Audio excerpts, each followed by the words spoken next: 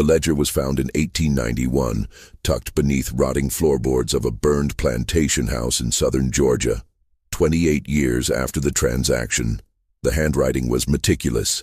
12 names, 12 ages ranging from 4 to 14, 12 prices totaling $8,400, all sold on December 25, 1863. But it was the final entry that made the county clerk's hands tremble. A single word, written in different ink, in a shaking hand that barely resembled the previous entries. Forgive. What the authorities discovered in the days following that Christmas would challenge every assumption about justice, guilt, and the weight of a single night. The master's name was Silas Hargrove, and by dawn on December 26th, something had changed him so profoundly that those who knew him claimed he was no longer the same man. Some said it was divine retribution. Others whispered of something far more terrifying, something that came for him in the darkness of that holy night, when the world celebrated peace, and he had committed an act so cruel that even hardened men turned away in disgust. The truth, buried in testimonies, letters, and the fragmented memories of those who survived, is more disturbing than any legend. Because what happened to Silas Hargrove that night wasn't supernatural.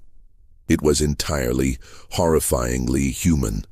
And what makes this story even more chilling is that every detail can be traced back to documented records, witness accounts, and the physical evidence that remained long after everyone involved had turned to dust. Before we continue with the story of Silas Hargrove and the 12 children whose lives he sold for profit on the holiest day of the year, I invite you to subscribe to this channel and hit the notification bell so you never miss stories like this one. And please, leave a comment telling us what state or city you're listening from. We love knowing where our audience is. Now let's uncover what really happened on that Christmas night in 1863. The Hargrove plantation sat 7 miles south of Valdosta, Georgia, on land that had been in the family since 1809. By 1863, it was one of the few estates in the region still operating at near full capacity, despite the war that had been tearing the nation apart for nearly 3 years. While other planters had lost their labor force to Union raids or Confederate conscription, Silas Hargrove had managed to keep his operation intact through a combination of brutal discipline and geographic isolation. The plantation house itself was an imposing 2-story structure with white columns that had long since grayed with neglect. The paint peeled in long strips, revealing wood darkened by decades of humidity and heat. 6 windows faced the front yard, their glass warped with age, reflecting distorted images of anyone who approached. The roof sagged slightly in the middle, and during heavy rains, water would drip through the ceiling of the second-floor hallway, creating a rhythmic sound that echoed through the empty rooms. Surrounding the main house were the quarters, 23 small cabins arranged in 2 rows, each housing multiple families. The cabins were constructed of rough-hewn pine logs, chinked with mud and moss that had to be replaced every spring. Each cabin measured roughly 12 by 14 feet and housed anywhere from 4 to 8 people. There were no windows, only wooden shutters that could be propped open during the day. The floors were packed dirt, and the roofs were made of cypress shingles that leaked during storms. Beyond the quarters stood the cotton fields, stretching toward a line of pine trees that marked the edge of Hargrove land. 300 acres of cotton, though only about 200 were actively cultivated by 1863. The soil was red clay, difficult to work, and the yields had been declining for years. But Silas refused to acknowledge the decline, insisting in his ledgers that the land was as productive as it had been in his father's time. Between the fields and the quarters stood the work buildings. A cotton gin house, a blacksmith's forge, a carpentry shop, a smokehouse, and a large barn that stored equipment and served as a punishment site when Silas deemed it necessary. The gin house was the largest structure on the property aside from the main house, a cavernous building with a dirt floor and massive wooden gears that separated cotton fiber from seed. The sound of the gin during harvest season was deafening, a constant grinding and clanking that could be heard for miles. Silas Hargrove was 47 years old in December of 1863. He stood just under 6 feet tall, with a thin frame that had grown thinner over the years. His hair, once dark brown, had turned mostly grey, and he wore it combed straight back from a high forehead. His face was angular, all sharp lines and prominent bones, with deep-set eyes that rarely made direct contact with anyone. He had a habit of pursing his lips when he was thinking, creating deep lines around his mouth that made him look perpetually disapproving.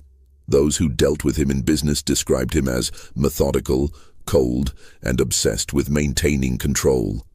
He kept detailed records of everything: crop yields, weather patterns, expenditures, and the names, ages, and estimated values of every enslaved person on his property. His ledgers filled an entire bookshelf in his study, each one labeled by year and category. He would spend hours reviewing them, making notations in the margins, calculating projections for future harvests. But there was something else in those ledgers, something that wouldn't be discovered until after his death. Interspersed among the business entries were personal observations, written in a smaller, more cramped handwriting. Brief notes about the people he enslaved. Ruth's boy Marcus shows aptitude for carpentry. Bess, age 4, sickly, may not survive winter. Thomas learning blacksmith trade, value increasing. These weren't compassionate observations. They were assessments, the same way a farmer might note which livestock were thriving and which were failing. Silas had been raised to view slavery as a natural order, an economic necessity, and a social structure ordained by God. His father, Nathaniel Hargrove, had owned the plantation before him and had instilled in Silas a rigid worldview. There were those who were meant to lead and those who were meant to serve. Questioning this order was not only foolish, but dangerous. It threatened the entire foundation of their society. Nathaniel had died in 1856, leaving the plantation to Silas, his only surviving son. Silas's older brother, James, had been killed in a hunting accident in 1849, and his younger brother, Robert, had died of yellow fever in 1852. This left Silas as the sole heir, a responsibility he took with grim seriousness. Silas had married in 1851 at the age of 35 to a woman named Catherine Brennan, the daughter of a wealthy merchant in Savannah. It was not a love match, but a practical arrangement. Catherine brought a substantial dowry, and Silas provided social standing and land. They had 4 children in quick succession: 2 sons, William and Charles, and 2 daughters, Margaret and Anne. Catherine was a quiet woman, deeply religious, who spent most of her time in the upstairs rooms of the house, reading scripture and writing letters to her family in Savannah. She rarely ventured into the fields or the quarters, and she never questioned Silas's management of the plantation. But those who knew her said she seemed perpetually sad, as if she carried a weight she couldn't name. In 1859, Catherine became pregnant with their 5th child. The pregnancy was difficult from the start. She was weak, often bedridden, and by the 8th month, it was clear something was wrong. On a cold night in November, she went into labor. The baby, a boy, was born stillborn. Catherine hemorrhaged and died 3 hours later, at the age of 32. Silas had her buried in the family cemetery, a small plot on a hill overlooking the cotton fields. He commissioned a marble headstone with her name, dates, and a single line from Proverbs. She openeth her mouth with wisdom, and in her tongue is the law of kindness. He never visited the grave after the funeral. The children were sent to live with Catherine's sister in Savannah shortly after their mother's death. Silas told people it was for their education and safety, but those close to the family suspected the real reason. He couldn't bear to look at them. They reminded him of Catherine, and Catherine reminded him of failure. He had failed to protect her, failed to give her a life of happiness, failed to be anything more than a cold, distant husband. With the children gone, Silas retreated further into his work. He spent 18 hours a day managing the plantation, reviewing ledgers, planning crops, and maintaining the rigid control that defined his existence. He ate alone, slept alone, and spoke only when necessary. The enslaved families learned to avoid him when possible, to move quietly when he was near, to never meet his eyes. His only regular companion was Dutch Keller, the overseer. Dutch was a large man, over 6 feet tall and heavily muscled, with a thick red beard and small, cold eyes. He had worked on the plantation since 1857, hired by Silas's father shortly before Nathaniel's death. Dutch was efficient, brutal when he deemed it necessary, and utterly loyal to Silas. He lived in a small house near the gin, separate from both the main house and the quarters, a physical representation of his position, above the enslaved, but below the master. Dutch handled the day-to-day operations of the plantation, assigning work, distributing rations, maintaining discipline. Silas trusted him completely, perhaps because Dutch never questioned orders and never showed any sign of moral conflict about the nature of their work. To Dutch, enslaved people were tools, no different than plows or cotton gins. You maintained them, you used them, and when they broke, you replaced them. The winter of 1863 had been particularly harsh. Frost came early in November, killing the last of the cotton bolls before they could be harvested. By December, the ground was hard and unforgiving, and a thin layer of ice formed on the water barrels each morning. The enslaved families huddled in their cabins at night, burning what little firewood they were allotted, trying to keep warm in structures that were never designed for comfort. The cotton harvest had been the worst in a decade. Silas calculated that he had lost nearly 40% of his expected yield. The bales that were harvested were of poor quality, fetching lower prices at market, and the market itself was in chaos. The Confederate dollar was nearly worthless, inflation was rampant, and creditors were demanding payment in gold or goods. Silas was facing debts he couldn't ignore. He owed $3,200 to a bank in Savannah, $1,800 to a cotton broker in Macon, and another $2,000 to various suppliers who had provided seed, equipment, and other necessities on credit. In total, he was nearly $7,000 in debt, with no clear way to pay. He spent the first 2 weeks of December reviewing his options. He could sell land, but land prices had collapsed due to the war. He could sell equipment, but he needed the equipment to operate. He could reduce his labor force, but he was already operating at minimum capacity. And then, on December 15th, he received a letter from Virgil Tate. Tate was a slave trader based in Macon, one of the few still operating in Georgia in 1863. Most of the slave trade had collapsed due to the war, but Tate had found a niche market, supplying labor to plantations in the Deep South that had been spared the worst of the fighting. He specialized in what he called future investments, young slaves who could be trained for specific tasks and would provide decades of labor. The letter was brief and businesslike. Tate had heard that Silas was facing financial difficulties. He was prepared to make a generous offer for young slaves, ages 4 to 14, paid in gold. He would take as many as Silas was willing to sell, no questions asked, with payment on delivery. Silas read the letter 3 times. He sat in his study staring at the words, calculating numbers in his head. 12 children. If he sold 12 at an average price of $700 each, he would have $8,400. Enough to pay all his debts and have money left over for seed and supplies for the spring planting. He told himself it was business, just business. The children were eating food the plantation couldn't spare. They wouldn't be productive for years. Their parents would have more children. It was a practical decision, a necessary decision. It was what his father would have done. He wrote back to Virgil Tate that same evening, agreeing to the sale. 12 children, ages 4 to 14, to be delivered on December 25th, Christmas Day. Payment in gold on delivery. He sealed the letter and gave it to Dutch to post the next morning. Then he poured himself a glass of whiskey and returned to his ledgers, trying to ignore the small, persistent voice in the back of his mind that whispered he was making a mistake.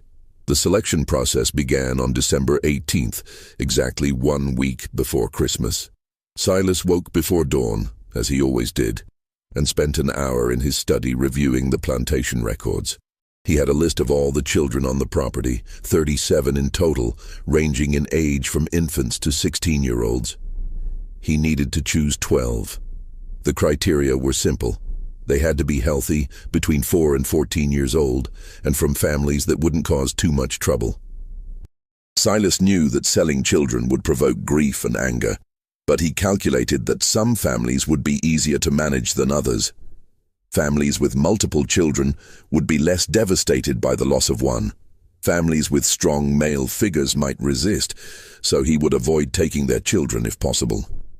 He made his preliminary selections on paper, writing 12 names in his ledger. Then he called for Dutch. Dutch arrived at the study just after sunrise, his breath visible in the cold morning air. Silas showed him the list and explained the plan.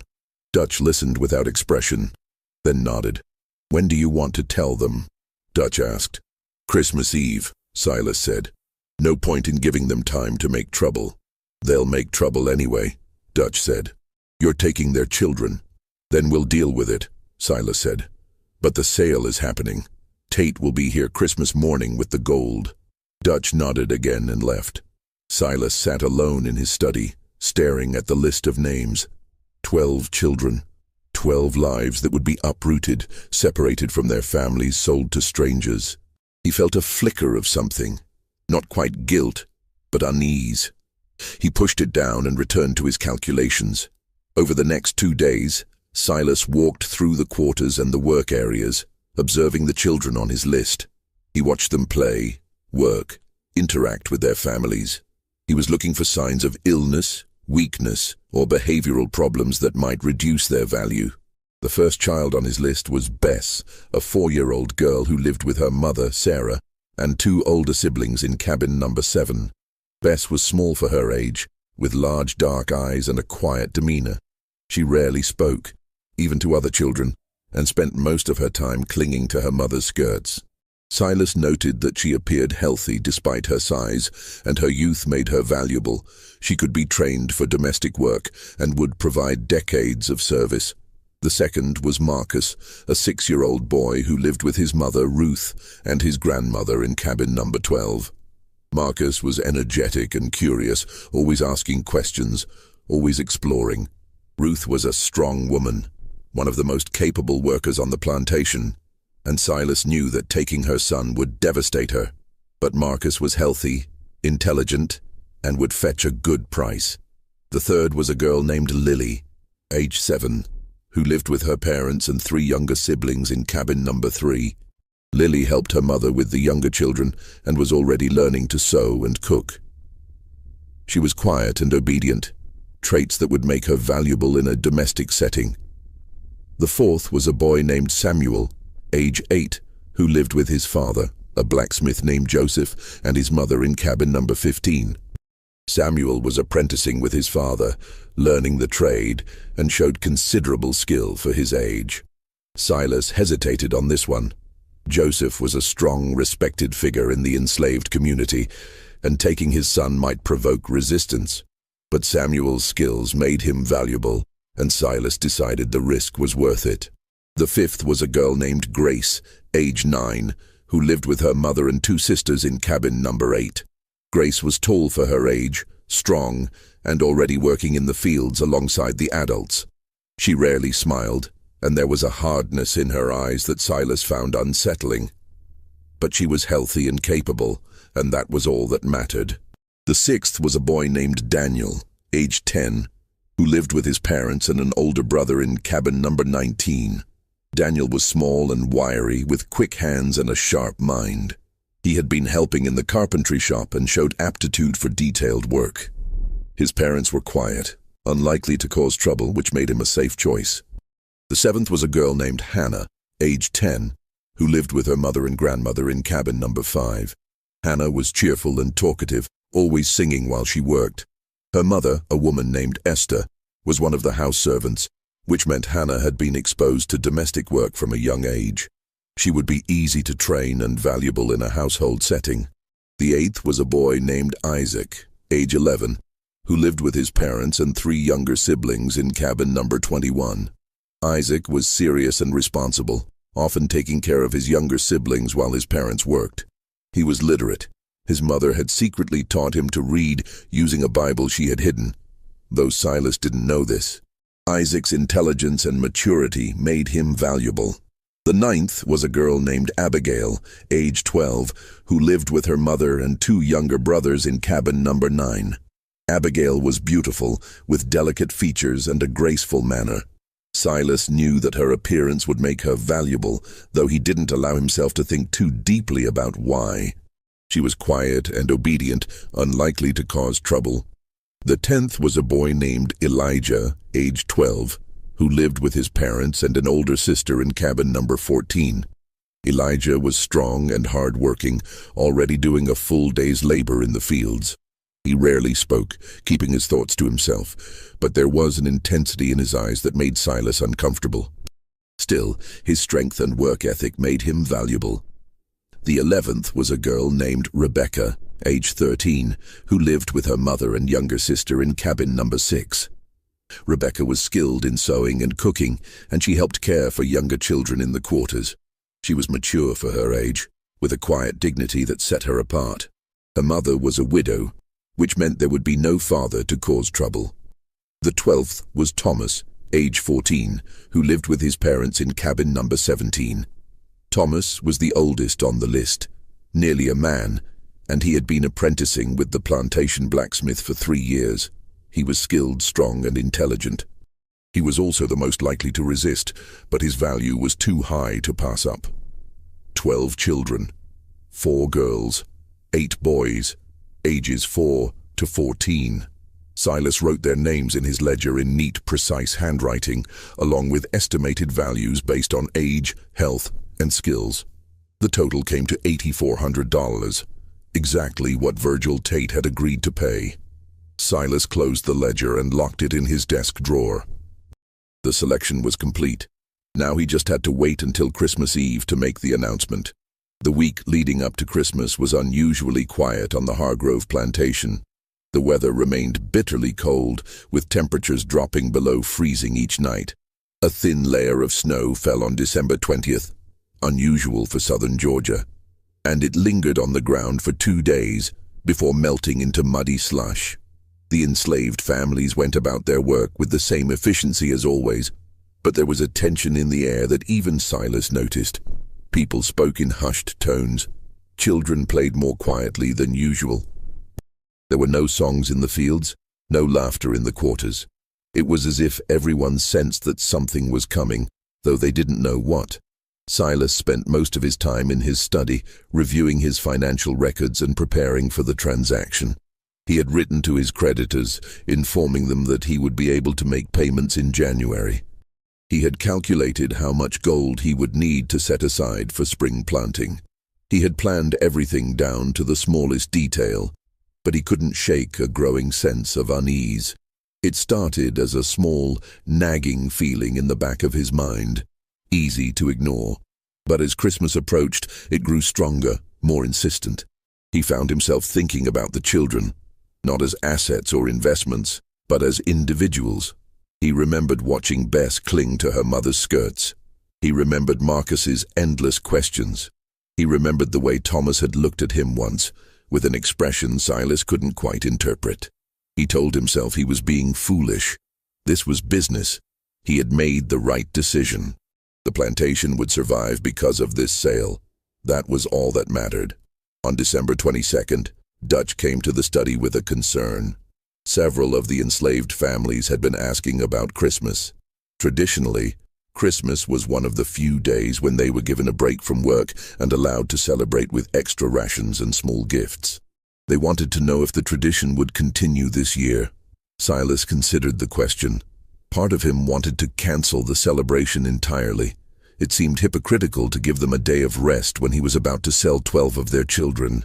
But he also knew that canceling Christmas would raise suspicions and might provoke resistance before the sale could be completed. "Tell them Christmas will be observed as usual," Silas said. "Extra rations on Christmas Eve. No work on Christmas Day." Dutch nodded and left. Silas returned to his ledgers, but he couldn't concentrate. He kept thinking about the announcement he would have to make on Christmas Eve. He imagined the mothers' faces when they heard their children's names. He imagined the father's rage.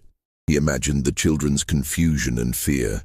He poured himself a glass of whiskey, even though it was only mid-afternoon. Then another. By evening he had finished half the bottle and fallen asleep at his desk. He dreamed of Catherine. She was standing in the upstairs hallway of the house, wearing the white dress she had been buried in. She was looking at him with an expression of profound sadness, and she was holding a baby, the stillborn son who had killed her. She didn't speak, but her eyes said everything. "What have you become?" Silas woke with a start, his heart pounding. The study was dark, the fire in the hearth reduced to glowing embers. He lit a lamp and checked his pocket watch. It was just after midnight, December 23rd. 2 days until the sale. He stood and walked to the window, looking out at the quarters. A few cabins had lights in the windows, candles or small fires. Most were dark. He wondered if the families were sleeping, or if they were lying awake, sensing the approaching storm. He turned away from the window and went upstairs to his bedroom. He didn't sleep for the rest of the night. December 23rd passed slowly. Silas stayed in his study, avoiding the quarters, avoiding Dutch, avoiding everyone. He reviewed the transaction papers Virgil Tate had sent, making sure everything was in order. He counted and recounted the estimated value of the children. He tried to focus on the numbers, the logic, the necessity of what he was doing. But the unease wouldn't leave him. It had grown into something more than discomfort. It was a physical sensation, a tightness in his chest, a weight pressing down on him. He found it difficult to breathe. His hands shook when he tried to write. He couldn't eat. That evening, he walked out to the family cemetery on the hill. He hadn't been there since Catherine's funeral 4 years earlier. The headstone was weathered but still legible. He stood in front of it, staring at the inscription, and tried to remember what it had felt like to care about someone. He couldn't. That part of him seemed to have died with Catherine, or perhaps even before. He had spent so many years viewing people as assets, as tools, as numbers in a ledger, that he had forgotten how to see them as anything else. He returned to the house as darkness fell. Tomorrow was Christmas Eve. Tomorrow he would make the announcement. And the day after, the children would be gone, and he would have his gold, and everything would go back to normal. He almost believed it. December 24th, 1863, dawned cold and grey. The sky was overcast, threatening more snow, and a bitter wind blew from the north. Silas woke early, as always, but he didn't go to his study. Instead, he stood at his bedroom window, looking out at the quarters, watching as smoke began to rise from the chimneys as families woke and started their fires. He knew what he had to do today. He had rehearsed the words in his mind 100 times. He would be brief, direct, unemotional. He would read the names from his ledger. He would tell them the children would be leaving at dawn. He would make it clear that resistance would be punished. It would take 5 minutes, maybe less. And then, it would be done. But as he stood at the window, watching the plantation wake up, he felt something he hadn't felt in years. Fear. Not fear of the enslaved family's reaction, though that was a concern, but a deeper fear, a primal dread that he couldn't name or explain. It felt like standing at the edge of a cliff, knowing that one more step would send him plummeting into darkness. He pushed the feeling down and got dressed. He went to his study and retrieved the ledger with the 12 names.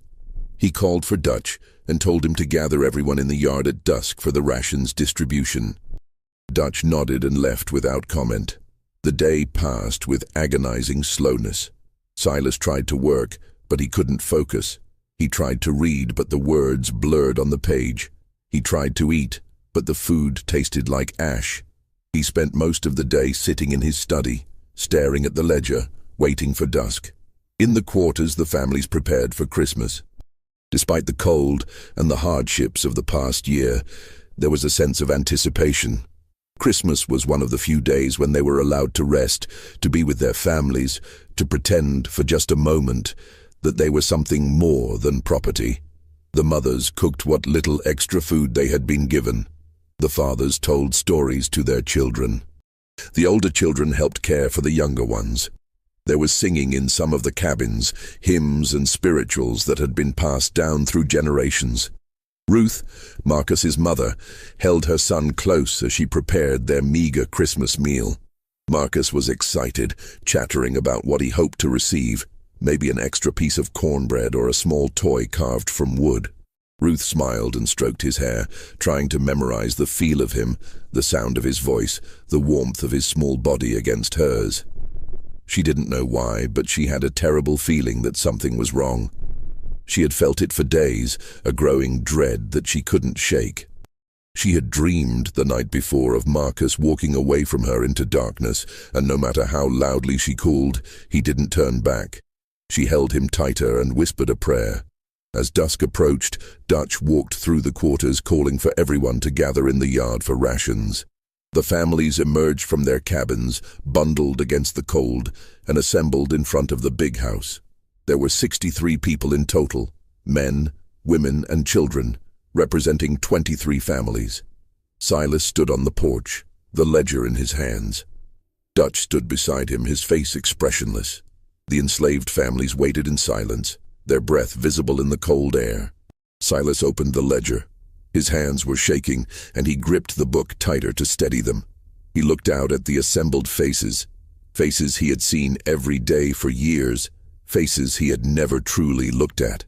"I have an announcement," he said. His voice sounded strange to his own ears, thin and distant. The crowd waited. Silas looked down at the ledger and began to read the names.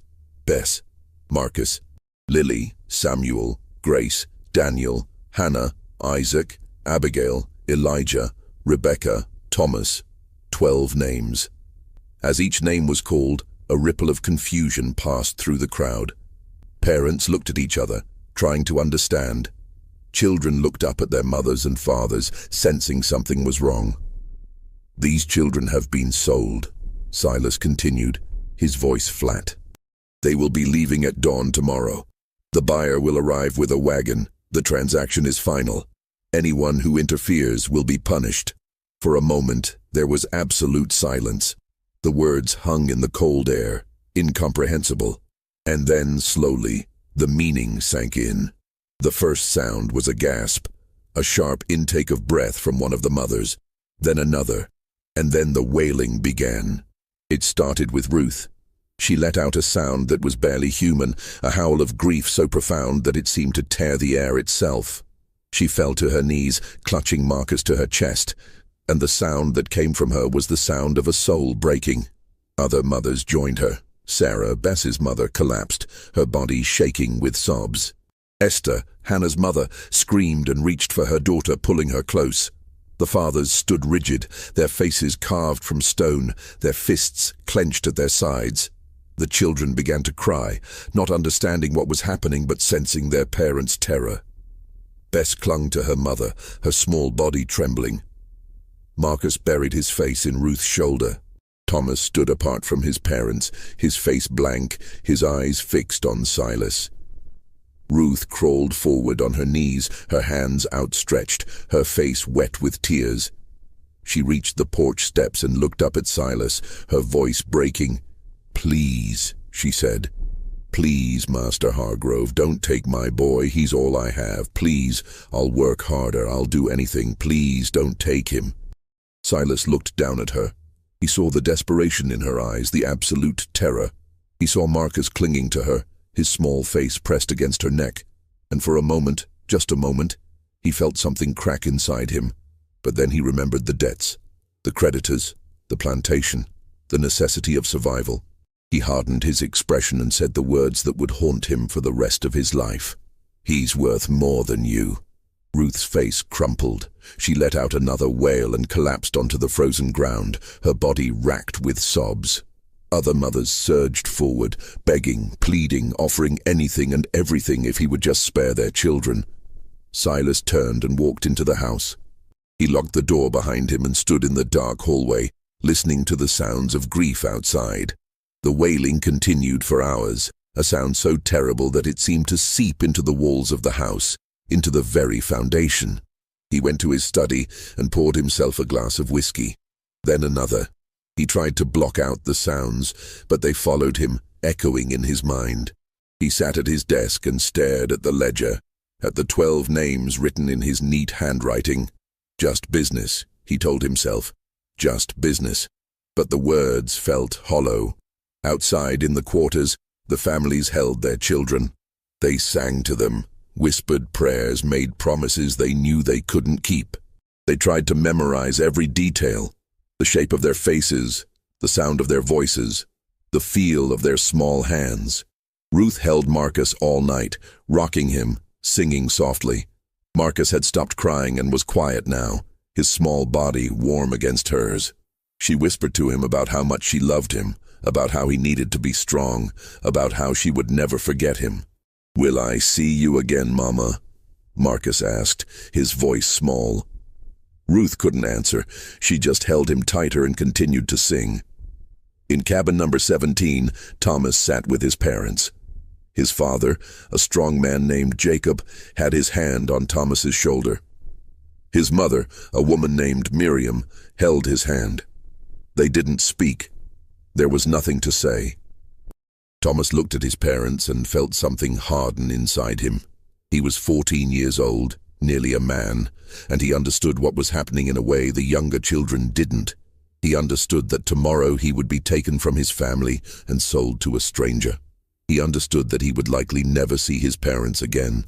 He understood that his life, his future, his very identity was being erased because a white man needed money, and he understood that there was nothing he could do about it. But as he sat there holding his mother's hand, feeling his father's grip on his shoulder, he made a silent promise. He would survive. He would remember.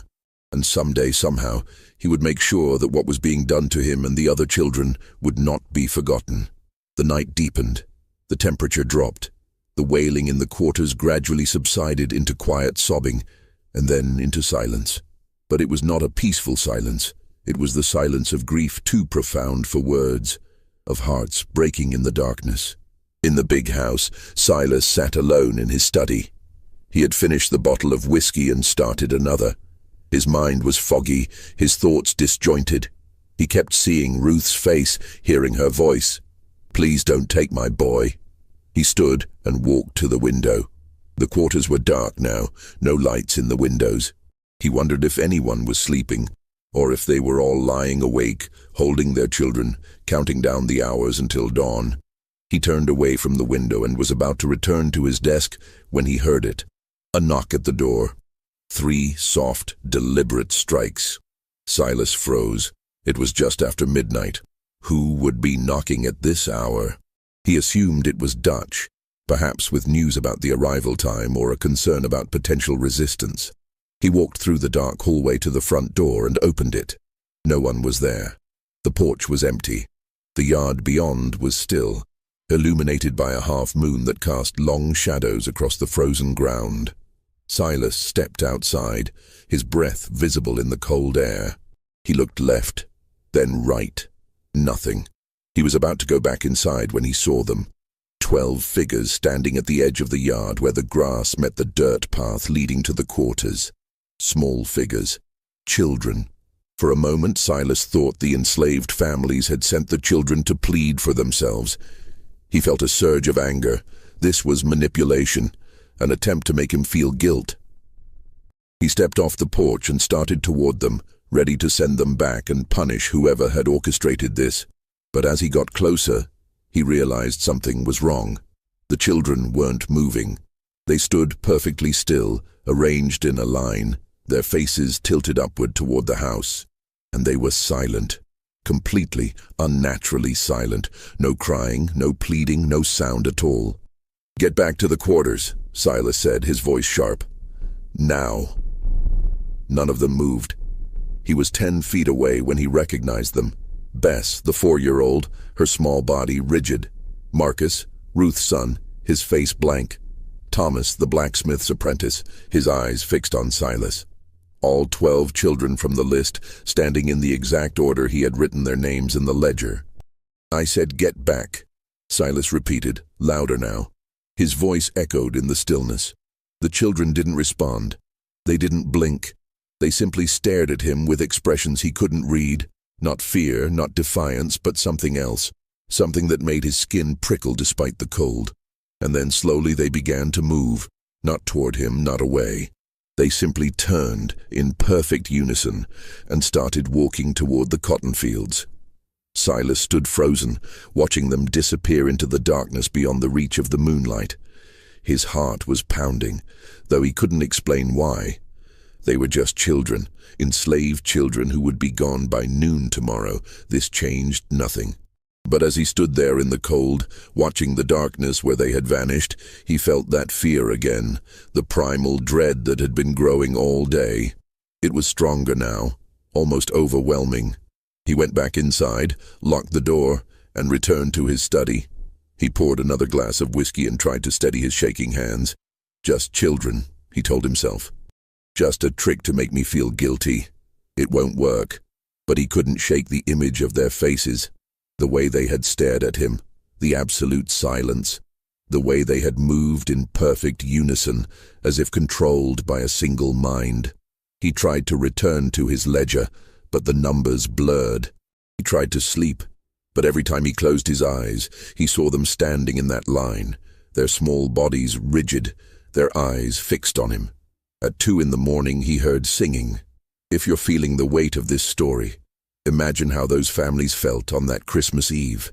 Before we continue to the most disturbing part of this night, take a moment to like this video and share it with someone who appreciates true historical mysteries. Your support helps us bring these forgotten stories to light. Now, let's discover what happened when Silas heard that singing in the darkness. The singing was faint at first, barely audible over the wind that rattled the windows of the big house. It seemed to come from everywhere and nowhere at once, a melody that Silas didn't recognize, sung in voices too young to carry such weight. The tune was slow, mournful, with a rhythm that felt wrong, discordant, like a hymn sung backward or a lullaby twisted into something dark. Silas stood in his study, the whiskey glass frozen halfway to his lips. He listened, trying to determine where the sound was coming from. It seemed to drift through the walls like smoke, seeping into every corner of the house.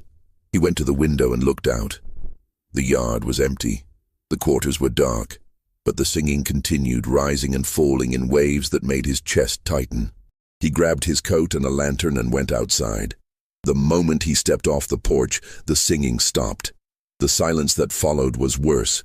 It was total, oppressive, as if the world itself had stopped breathing.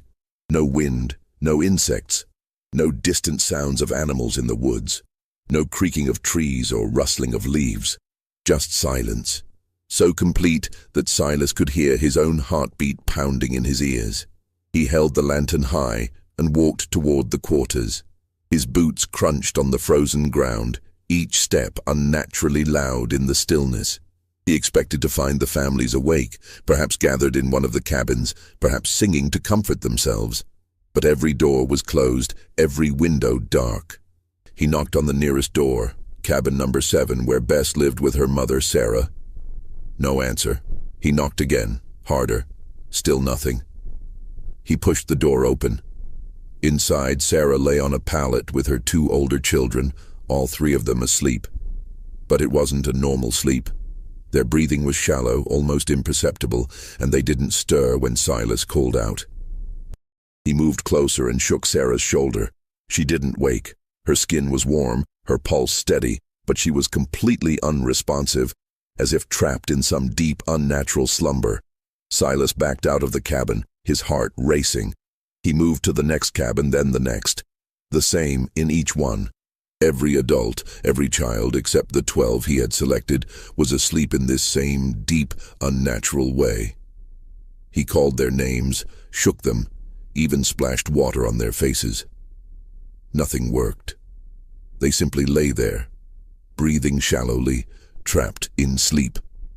Except the 12 children. The 12 children were gone. Silas felt the first real thread of panic. He told himself it was absurd. They were hiding, playing some kind of game, or perhaps their parents had hidden them before falling into this strange sleep. But the panic remained, cold and insistent, spreading through his chest like ice water. He searched the quarters, the barn, the storage sheds, the gin house. Nothing. He walked to the edge of the cotton fields, holding his lantern high, and called their names. His voice was swallowed by the darkness, as if the night itself was absorbing the sound. And then he saw the light. Deep in the fields, perhaps 100 yards away, a small fire burned. It was low to the ground, flickering weakly but unmistakable against the darkness. Silas started toward it, his boots crunching on the frozen earth, his breath coming in short gasps. As he got closer, he saw them. The 12 children sat in a perfect circle around the fire. They weren't moving, weren't speaking. They simply sat, their faces illuminated by the flames, staring into the fire as if hypnotized. The light cast strange shadows on their faces, making them look older, almost ancient.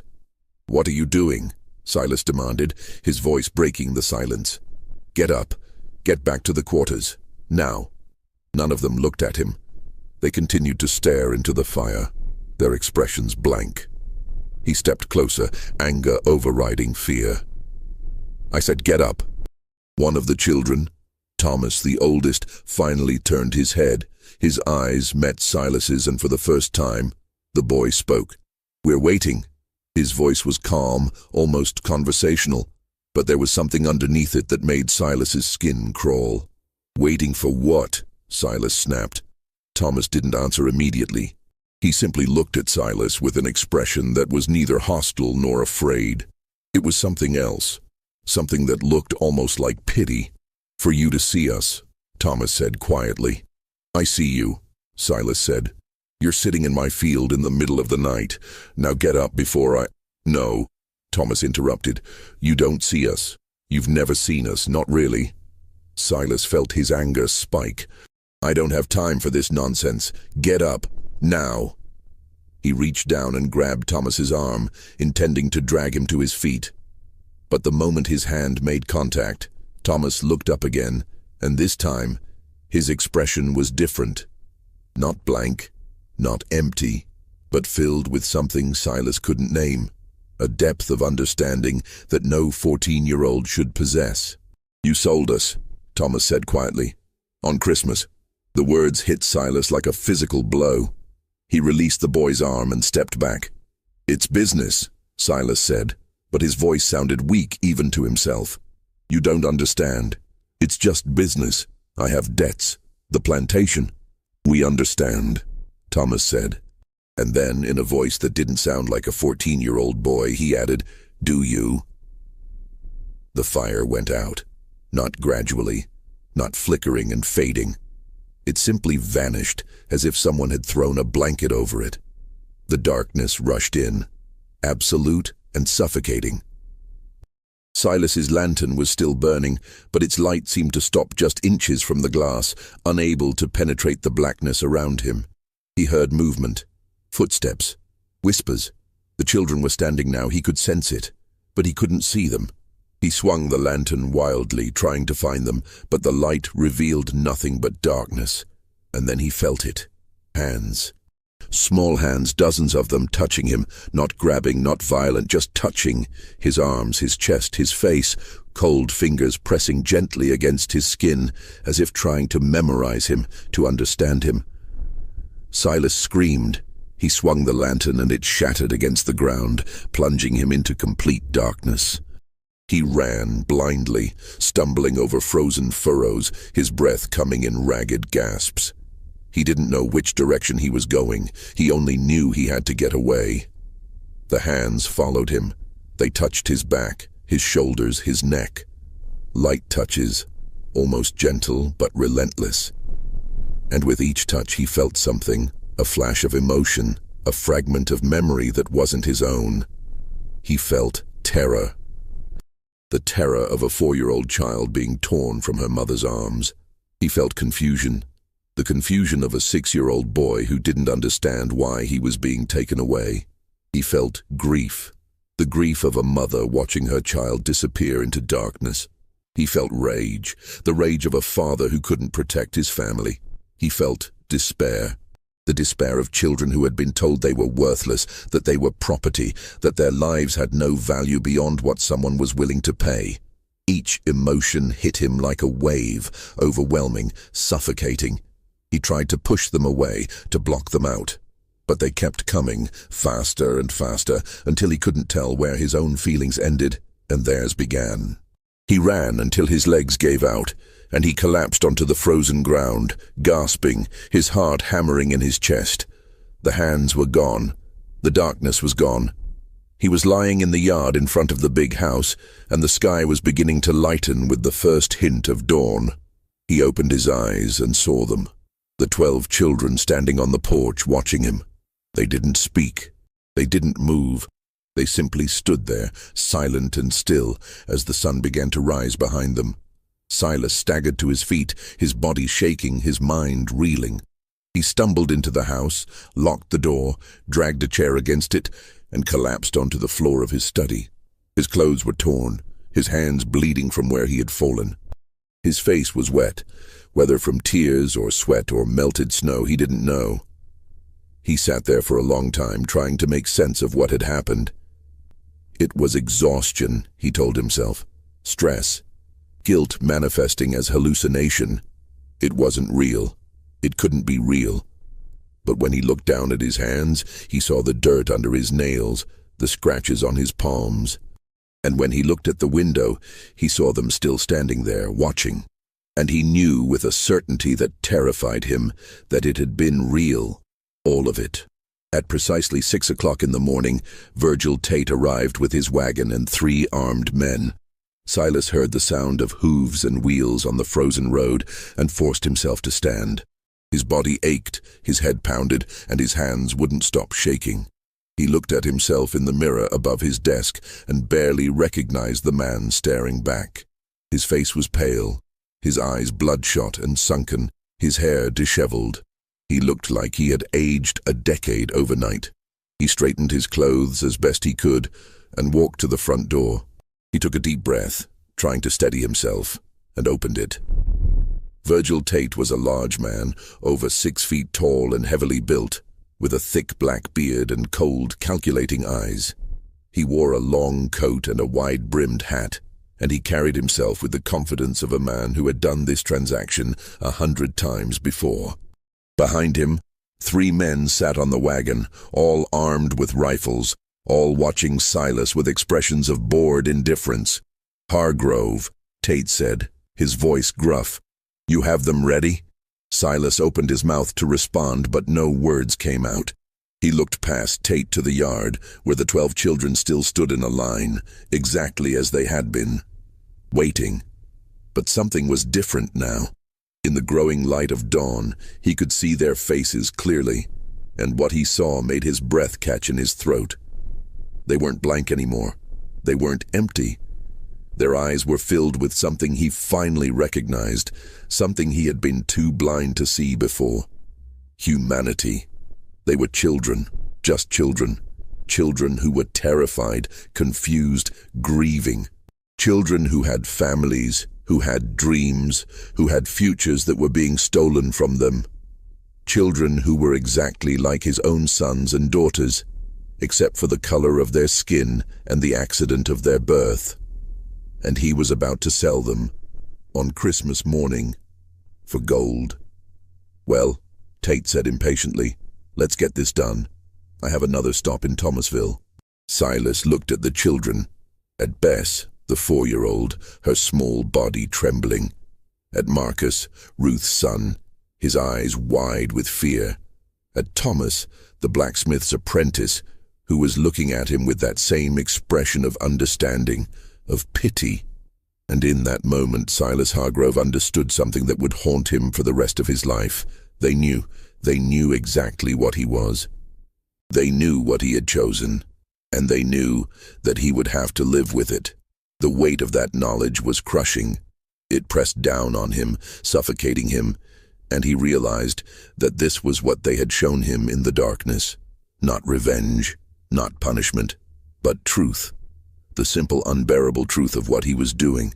He thought about the gold, about the debts, about the plantation, about everything he had told himself to justify this decision, and he realized that none of it mattered. None of it was worth this. "No," Silas said quietly. Tate frowned. "What?" No, Silas repeated, louder now. His voice was shaking, but there was a firmness underneath it that surprised even him. The sale is off. Tate's expression darkened. The hell it is. We have a contract. I have your signature. You take this gold, or I take those children and you get nothing. Silas looked at the leather satchel in Tate's hand, the satchel containing $8,400 in gold coins. Enough to save the plantation. Enough to pay his debts. Enough to secure his future. Then he looked at the children again, at their faces, at their eyes. Take your gold and leave, Silas said. Tate stared at him for a long moment, his jaw clenched. You're a fool, Hargrove. You'll lose everything. I know, Silas said. And he did. He knew that without the gold he would default on his debts. The creditors would seize the plantation. He would lose everything his family had built over 3 generations. He would be ruined. But he also knew that if he went through with this sale, he would lose something far more important. He would lose whatever remained of his humanity. He would become something he could never come back from. Tate spat on the ground. Your funeral. He turned to his men. Let's go. We're wasting time here. The wagon turned and started back down the road. The sound of hooves and wheels faded into the morning. Silas stood on the porch watching them disappear and felt something inside him break and reform at the same time. He looked at the children. Slowly, one by one, they turned and walked back toward the quarters. By the time the sun was fully up, they were gone. Silas stood on the porch for a long time after the children left, staring at the empty yard. The sun was rising, casting long shadows across the frozen ground, and the world was beginning to wake up. He could hear sounds from the quarters now, doors opening, voices calling out, the normal sounds of morning. He realized that whatever had happened during the night, whatever strange sleep had fallen over the plantation, was over. The families were waking up, and they would want answers. Silas went inside and walked to his study. He sat at his desk and stared at the ledger, at the 12 names written in his neat handwriting. He picked up his pen, dipped it in ink, and drew a single line through each name. Then at the bottom of the page he wrote 3 words. Sale cancelled, debt remains. He closed the ledger and locked it in his desk drawer. Then he stood and walked back outside. The families were emerging from the quarters now, confused and disoriented. They had woken to find themselves in their cabins with no memory of how they got there or what had happened during the night. The last thing they remembered was the announcement on Christmas Eve, the grief, the wailing, the terror of knowing their children would be taken at dawn. But dawn had come, and their children were still there. Ruth was the first to see Marcus. He was standing outside their cabin, looking tired and confused but unharmed. She ran to him and swept him into her arms, sobbing, checking him for injuries, unable to believe he was really there. Other mothers did the same, finding their children, holding them, weeping with relief and confusion. The children couldn't explain what had happened. They remembered standing in the yard, remembered walking to the fields, remembered sitting around a fire. But after that, everything was blank until they woke up at dawn. Dutch Keller emerged from his house near the gin, looking as confused as everyone else. He had fallen asleep at his desk the night before and woken to find it was Christmas morning. He walked to the big house and found Silas standing on the porch. "What happened?" Dutch asked. "Where's Tate? Did the sale go through?" "No," Silas said. "I cancelled it." Dutch stared at him. "You what?" "I cancelled the sale," Silas repeated. "The children are staying. But the debts?" "I'll figure it out," Silas said. His voice was flat, emotionless, but there was a finality to it that made Dutch realize there was no point in arguing. Dutch shook his head. "You've lost your mind." "Maybe," Silas said. "Or maybe I just found it." Dutch left, muttering under his breath. Silas remained on the porch, watching as the families slowly realized what had happened. The children weren't being taken. They were safe. It was Christmas morning and they were still together. The relief was palpable, but so was the confusion. No one understood what had changed. No one knew why Silas had cancelled the sale, and no one dared to ask. Silas spent the rest of Christmas Day alone in his study. He didn't eat. He didn't sleep. He simply sat at his desk, staring at the ledger, replaying the events of the night over and over in his mind. The children in the yard, the fire in the fields, the hands in the darkness, the emotions that had overwhelmed him. Terror, confusion, grief, rage, despair. He had felt what they felt. He had experienced for just a moment what it was like to be them, to be powerless, to be property, to be seen as less than human. And it had broken something in him that could never be repaired. The days following Christmas of 1863 were marked by a strange, heavy silence on the Hargrove plantation. The enslaved families returned to their work, but something had shifted. They moved through their tasks with the same efficiency, but there was a new quality to their presence, a quiet dignity, a sense of having witnessed something that couldn't be undone. Silas Hargrove did not leave the big house for 3 days. Dutch Keller tried to speak with him on December 27th, knocking on the study door and asking about the plantation's operations. Silas didn't respond. Dutch could hear him inside, moving around, but the door remained locked. On the 28th, Dutch left a tray of food outside the door. It sat there untouched until the 29th, when Silas finally emerged. Those who saw him said he looked like he had aged a decade. His face was gaunt, his eyes sunken and red-rimmed, with dark circles that spoke of sleepless nights. His hands trembled when he tried to hold a pen. His clothes hung loosely on his frame, as if he had lost weight in just a few days. He didn't speak to anyone. He simply walked through the plantation, stopping occasionally to stare at the quarters, the fields, the places where the children played. On December 30th, he did something unprecedented. He called a meeting of all the enslaved families. They gathered in the yard, wary and uncertain. The last time they had been called together, Silas had announced the sale of their children. They didn't know what to expect now, but they prepared for the worst. Silas stood on the porch, the same spot where he had made the announcement 6 days earlier. But this time, everything about him was different. His posture was less rigid. His voice was quieter. And when he spoke, there was something in his tone that none of them had ever heard before.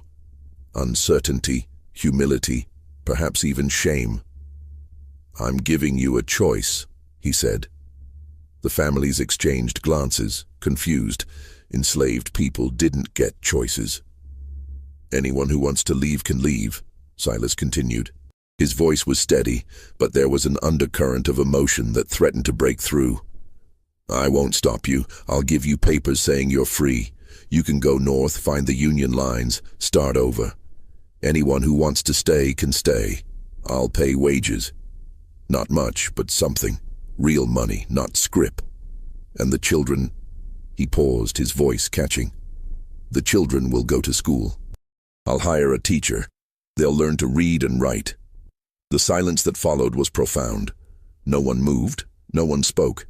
They simply stared at him, trying to understand if this was real or another cruel trick. "I know you don't trust me," Silas said, and for the first time, his voice broke slightly. "I don't blame you.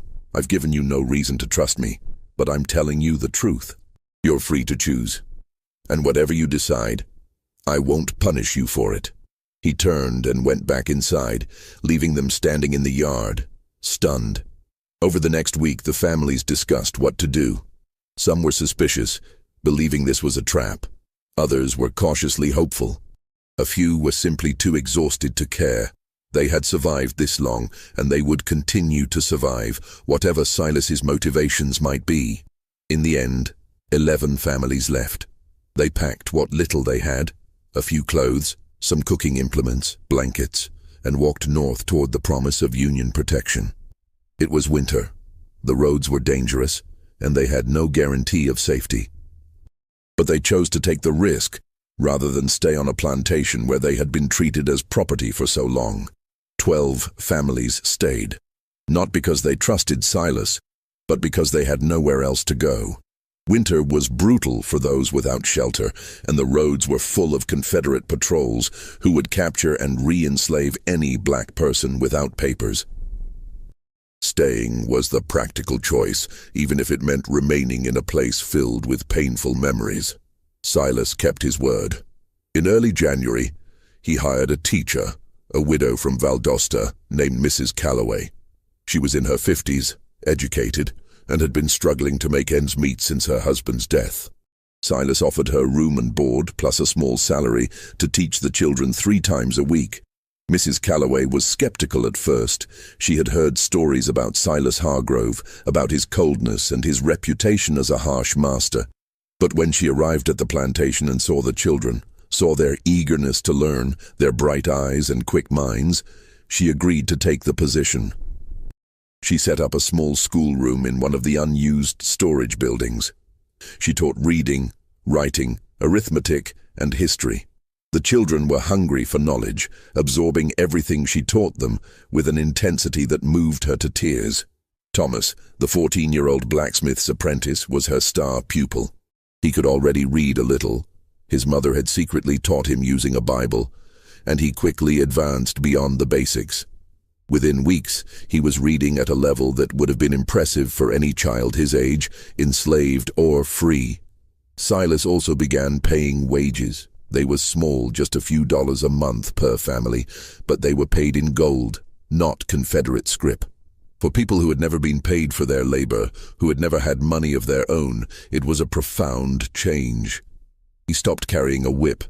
He stopped entering the quarters uninvited. He stopped issuing punishments for minor infractions. The plantation continued to operate, but the atmosphere had changed. There was less fear, less tension. People still worked hard, but they worked with a sense of purpose rather than terror. But Silas himself was changing in ways that went beyond policy. Those who observed him closely noticed that he seemed haunted. He would stop in the middle of a task and stare into the distance, as if seeing something no one else could see. He would wake in the middle of the night and walk through the plantation, stopping at the edge of the cotton fields, staring into the darkness. He began attending church in Valdosta, sitting in the back pew, never speaking to anyone. He would arrive just as the service started and leave the moment it ended, avoiding conversation. But he listened intently to every sermon, especially those about redemption, forgiveness, and the weight of sin. Dutch Keller left in February of 1864. He told anyone who would listen that Silas had lost his mind. "He's not the same man," Dutch wrote in a letter to his brother. "Something broke in him that night. He walks around like a ghost, talking to himself, staring at nothing. He's paying them wages, for God's sake, treating them like they're free. I can't work for a man like that. He's going to lose everything, and I won't be there to watch it happen." Dutch was right about one thing. Silas was losing everything. Without the gold from the sale, he couldn't pay his debts. The creditors began sending increasingly threatening letters. The bank in Savannah filed a lien against the property. Suppliers refused to extend credit. But Silas didn't seem to care.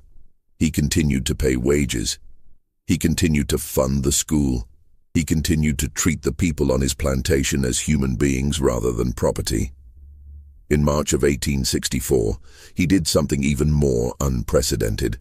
He began writing letters to government officials advocating for the rights of enslaved people. He wrote to the governor of Georgia, to members of the Confederate Congress, to anyone who might listen. His letters were passionate, detailed, and deeply personal. In one letter, discovered years later in the state archives, he wrote, "I have spent my life believing that slavery was a natural order, a necessary institution, a system ordained by God. I was wrong. I have seen the faces of children torn from their mothers. I have heard the wails of parents who know they will never see their sons and daughters again. I have felt for just a moment the terror and despair of those who are treated as property rather than people. And I can no longer remain silent. This system is evil. It destroys not only those who are enslaved, but also those who enslave. It corrupts the soul and blinds us to the humanity of our fellow man. I do not expect forgiveness for my role in perpetuating this evil.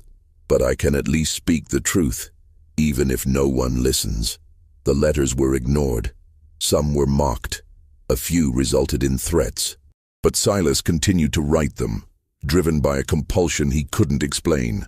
The war dragged on through 1864 and into 1865. Sherman's army marched through Georgia in late 1864, burning plantations and freeing enslaved people in their wake. The Hargrove plantation was spared, likely because it was so isolated and appeared already abandoned. By the time Union soldiers reached the area, there was little left to burn. In April of 1865, Lee surrendered at Appomattox, and the war officially ended. News traveled slowly to southern Georgia, but by late April, word had reached Valdosta. The Confederacy was dead. Slavery was abolished. Silas gathered the remaining families and told them they were legally free now. He offered to let them stay and work for wages, or leave with his blessing and whatever supplies he could spare. Most stayed, not out of loyalty to Silas, but out of practicality. The world outside was chaos. The roads were full of displaced people, both black and white. The economy had collapsed. There were no jobs, no infrastructure, no safety net. The plantation, for all its dark history, offered stability, but the relationship had changed. The families were no longer enslaved. They were workers, employees, people with agency and choice, and Silas treated them as such. He began dividing the plantation land, offering plots to families who wanted to farm independently. He provided seed, tools, and advice. He helped them establish their own small farms, even though it meant reducing the size of his own operation. In 1867, he sold most of the remaining plantation land to the families who had stayed, offering them terms so generous that a lawyer in Valdosta accused him of financial suicide. The lawyer was probably right. Silas sold the land for a fraction of its value, accepting payment in installments over 10 years, with no interest. "Why are you doing this?" the lawyer asked him. "You're giving away everything your family built." Silas looked at him with those haunted eyes and said, "Because it was never mine to begin with." He kept only the big house and a few acres around it. The rest, nearly 300 acres, was divided among 12 families. 12 families for 12 children. It wasn't a coincidence. Silas lived alone in the big house, refusing to remarry or reconnect with his own children in Savannah. He wrote to them occasionally, but they rarely responded. They had built new lives, and Silas was a reminder of a past they wanted to forget. He spent his days reading, writing, and walking the fields. He continued to attend church, continued to write letters advocating for the rights of formerly enslaved people, continued to live with the weight of what he had done. And every Christmas Eve, he would stand in the yard at midnight, in the exact spot where he had seen the 12 children, and he would stay there until dawn. No one knew what he was doing. Some thought he was praying, others thought he was keeping vigil. A few believed he was waiting for something, or someone, to return. Mrs. Calloway, who continued to teach at the school even after the war ended, once asked him about it. "Why do you stand out there every Christmas Eve?" she asked. Silas was silent for a long time. Then he said, "Because I need to remember." "Remember what?" "What I almost did, what I was, and what they showed me. The children." Silas nodded. "They didn't curse me. They didn't harm me. They simply made me see, made me feel what they felt. And it changed me in a way I can't explain. Every Christmas Eve, I stand in that spot and remember, because if I forget, even for a moment, I might become that man again." In 1872, Silas Hargrove fell ill. It started as a persistent cough in October, then progressed to fever and weakness by November. By December, he was bedridden, his body frail but his mind still sharp. Mrs. Calloway visited him regularly, bringing him food and medicine, sitting with him when he was too weak to be alone. She had grown to respect him over the years, though she never fully understood him. He was a man haunted by his past, driven by guilt and a desperate need for redemption. "Do you have any regrets?" she asked him one afternoon in mid-December, sitting beside his bed. Silas was silent for a long time, staring at the ceiling. Then he said, "Only one. That it took me so long to see them as human. The children? All of them, Silas said. Every single person I owned. I told myself it was business. I told myself it was the way things were. I told myself I was a good master, that I treated them well compared to others. But that night, he trailed off, his eyes distant. That night they showed me what I really was, and I couldn't unsee it. What did they show you, Mrs. Calloway asked gently.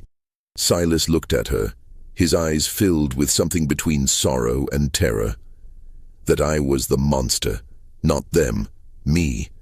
I was the one who stole lives, who destroyed families, who treated human beings as property. And the worst part is, I did it all while believing I was righteous, that I was doing what was necessary, what was natural. They showed me the truth, and it destroyed me. But it also saved me. Saved you from what? From becoming something I could never come back from, Silas said. If I had sold those children, if I had gone through with it, I would have crossed a line that couldn't be uncrossed. I would have become something less than human myself. They saved me from that.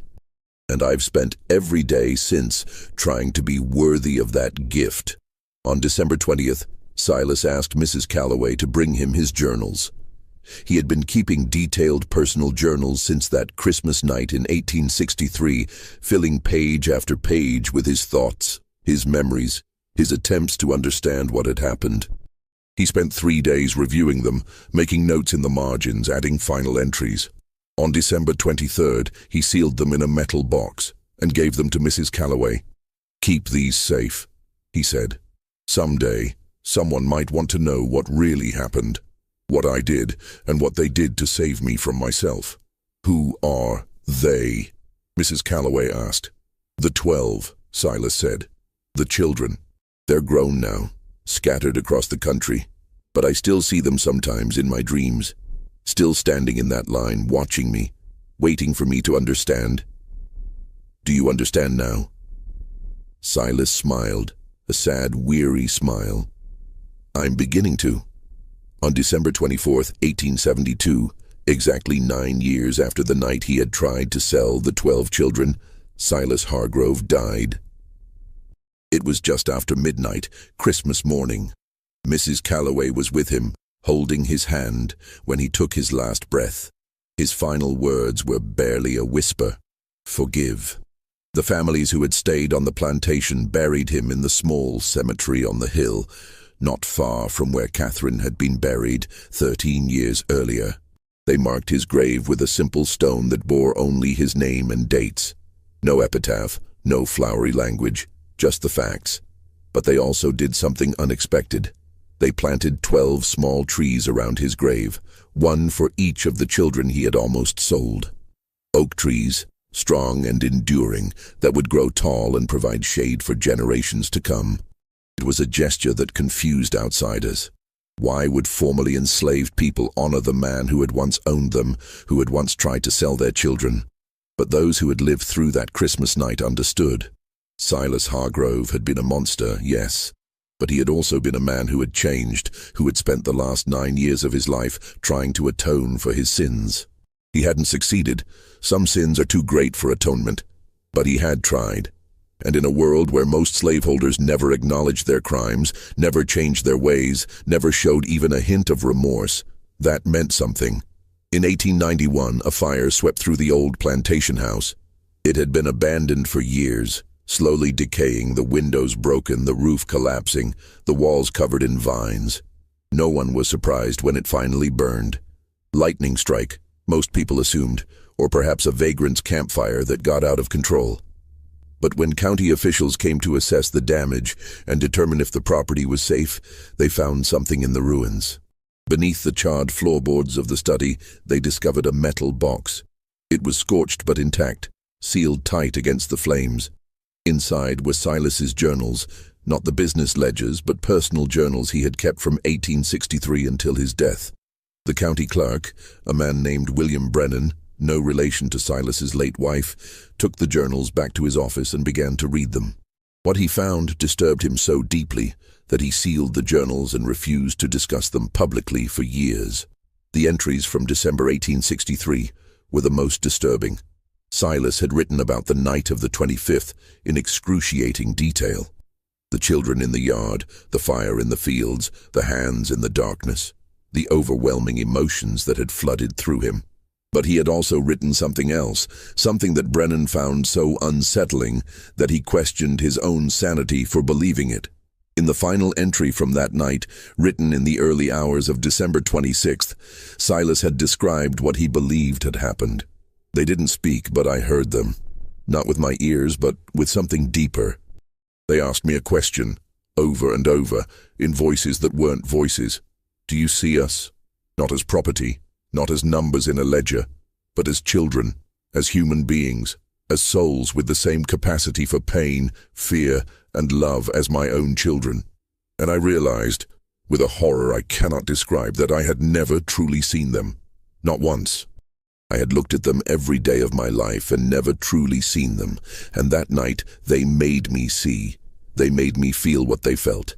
The terror of being torn from their mothers, the confusion of being sold like animals, the absolute helplessness of being a child with no power, no voice, no future. They didn't curse me. They didn't harm me.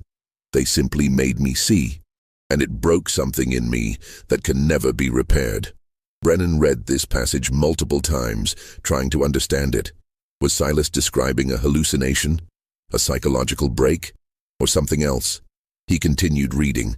In subsequent entries, Silas had written about his transformation, his attempts to atone, his ongoing struggle with guilt.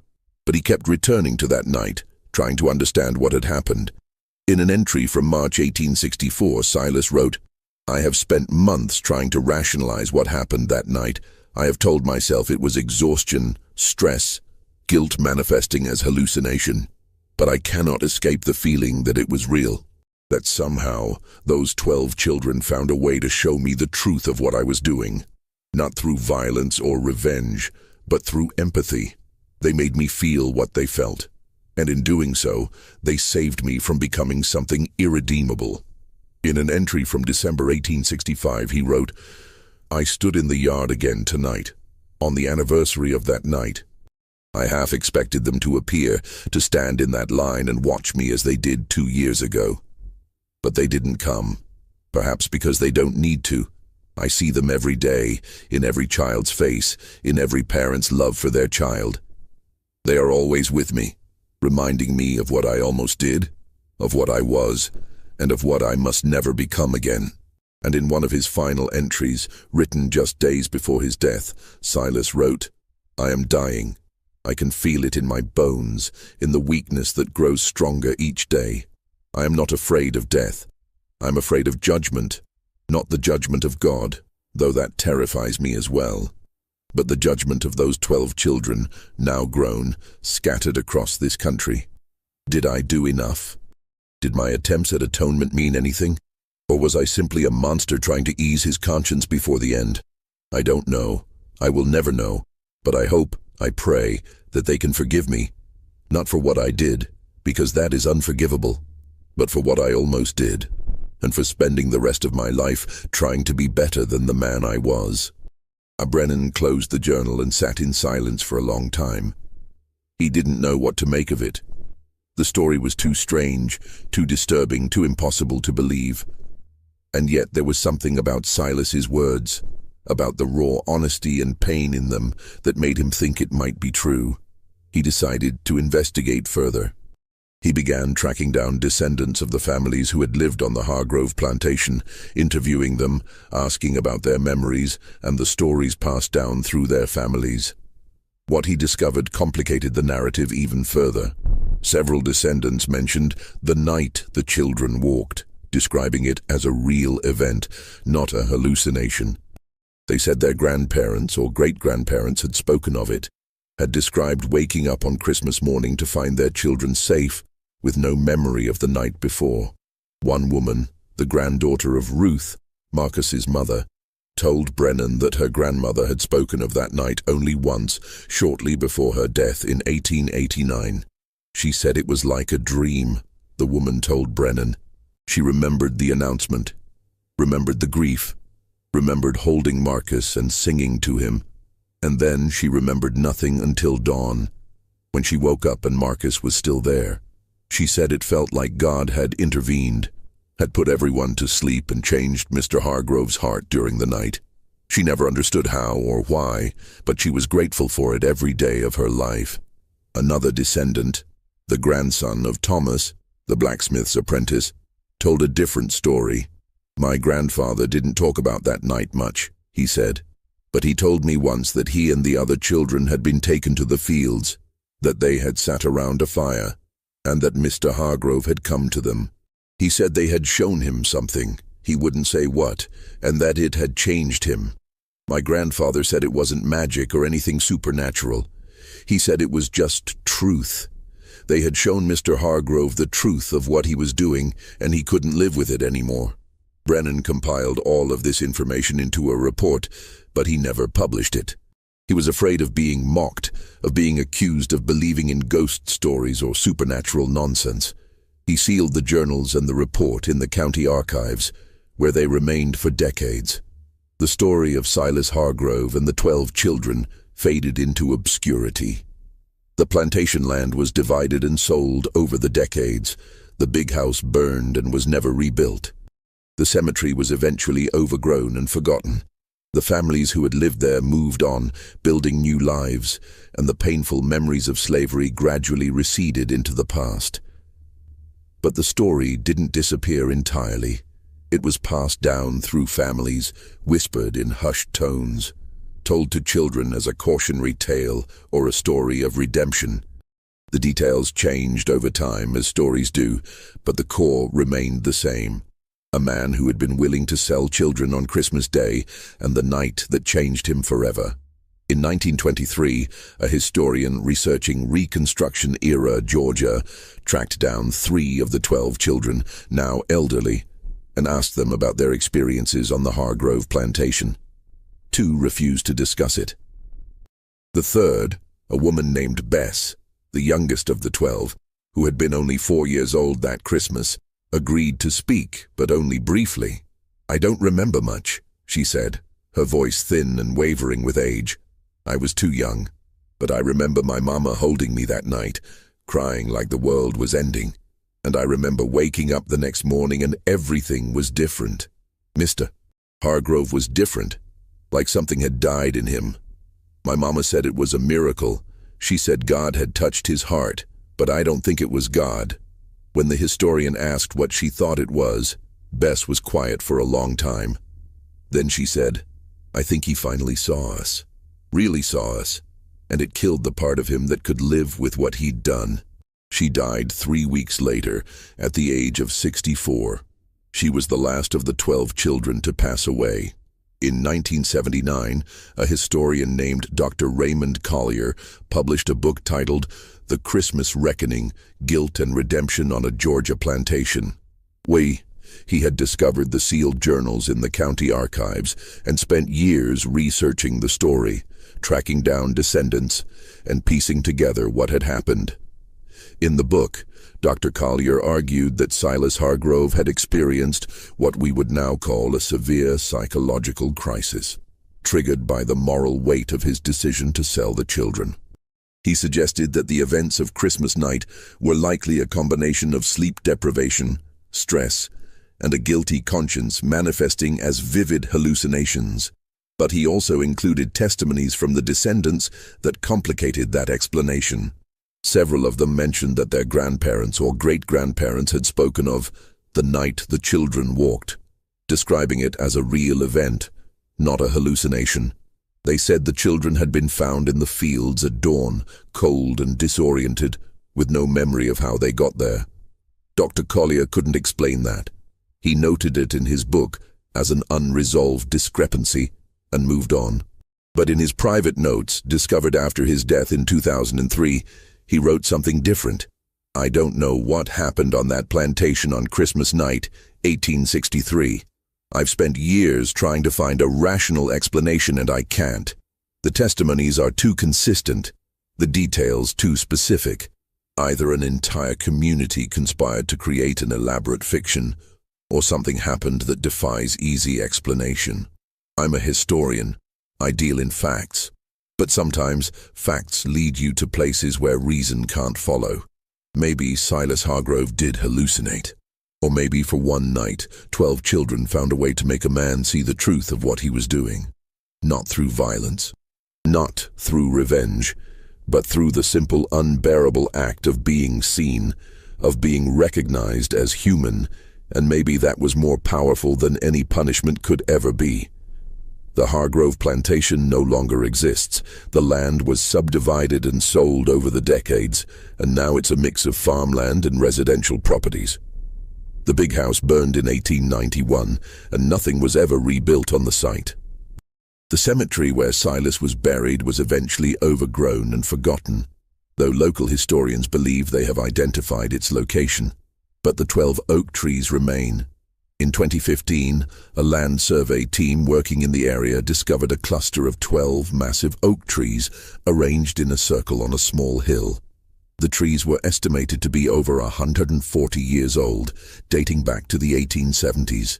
At the center of the circle, partially buried and covered in moss, was a weathered gravestone bearing the name Silas Hargrove, and the dates 1816, 1872. The discovery sparked renewed interest in the story. Local historians researched the site and confirmed that it was indeed the old Hargrove Plantation Cemetery. The 12 oak trees, they concluded, had been planted around Silas's grave shortly after his death. The site is now protected as a historical landmark. Visitors can walk among the oak trees, which have grown massive and majestic, their branches intertwining overhead to create a natural cathedral. At the base of each tree, a small plaque has been installed with the name of one of the 12 children: Bess, Marcus, Lily, Samuel, Grace, Daniel, Hannah, Isaac, Abigail, Elijah, Rebecca, and Thomas. It's a quiet place, peaceful and beautiful. But there's something about it that makes visitors uneasy. Perhaps it's the weight of history, the knowledge of what almost happened there. Or perhaps it's something else, something harder to define. People who visit the site often report feeling watched, as if unseen eyes are observing them from the shadows between the trees. Some hear faint singing, a melody they can't quite place. Others feel a sudden, overwhelming sense of grief or guilt that passes as quickly as it came. Are these experiences real, or are they simply the power of suggestion? The mind creating meaning where none exists? No one knows for certain, but what is certain is this. On Christmas night in 1863, something happened on the Hargrove plantation that changed the course of multiple lives.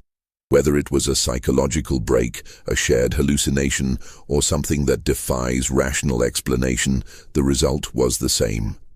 A man who had been willing to sell children for profit became a man who spent the rest of his life trying to atone for his sins. It wasn't enough. It could never be enough. Some sins are too great for atonement, but it was something. And in a world where most slaveholders never acknowledged their crimes, never changed their ways, never showed even a hint of remorse, that meant something. The 12 children grew up. They lived full lives, as full as any formerly enslaved person could in the post-war South. They had families, careers, struggles, and triumphs. And they carried with them, for the rest of their lives, the memory of that Christmas night when they had somehow made a monster see them as human. They never spoke publicly about what happened, perhaps because they didn't fully understand it themselves, or perhaps because some truths are too profound, too personal to be shared with the world. But they remembered, and their descendants remember. And now, through this story, we remember too. Not as a tale of supernatural revenge or divine intervention, but as a reminder of something far more important: the power of empathy, the weight of guilt, and the possibility, however slim, however difficult, of redemption. This story shows us that sometimes the most terrifying hauntings aren't supernatural. They're the moments when we're forced to confront the truth of our own actions. What do you think really happened on that Christmas night in 1863? Was it a psychological break, or did those 12 children find a way to make Silas Hargrove see them as human? Leave your comment below with your thoughts.